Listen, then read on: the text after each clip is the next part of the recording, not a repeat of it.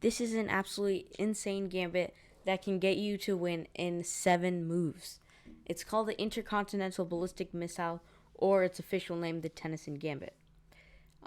It's a trap to play against a Scandinavian defense, and it's very powerful. E4, D5, and we play Knight F3, a gambit on move 2. Since when have you seen a gambit on move 2? Because it basically, if you don't take, then you're gonna take.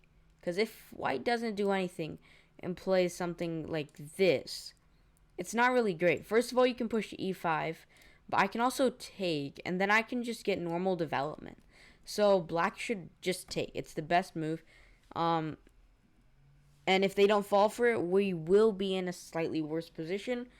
But there are so many traps that black will have to defend perfectly. So knight g5, attacking this pawn. So black will likely defend it.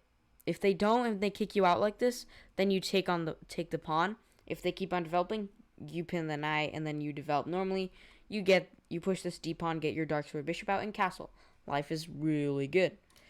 So they'll defend it with something like knight f6, a very logical move, developing your knight. I mean, who wouldn't play that? I think that's the most popular move in the position.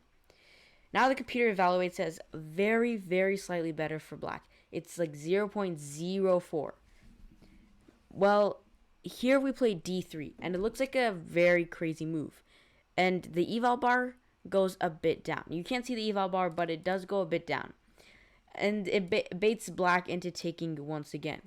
Because it looks like you've already given me a free pawn, and now you're allowing to trade my only weakness for your proposed faster development. Because this pawn was the only weakness in black position. It was doubled, and it was a constant target for white. So you trade it off, and I've seen so many people go wrong immediately with the innocent blunder h6. It's because of the brilliant knight f7. It's just a straight up crazy move because it forks the queen and the rook.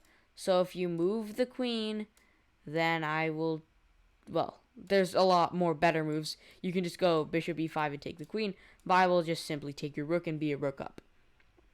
So they are basically forced to take this knight. And now we play the next brilliant move, bishop g6. Because it looks like nothing's bad taking the knight, but then you realize why we trade off this d-pawn all along was to take with the bishop and threaten some nasty discovered attacks, and here we can see it comes to life. Because bishop g6 is better than bishop c4. Because if you want bishop c4, this king could go back to e8. So we go bishop g6, covering this e8 square. If the king doesn't take, its only two legal moves are here and here, both of which blunder the queen. It's the same variation, except you end up a bishop up. And so they'll take the bishop, and then you take the queen.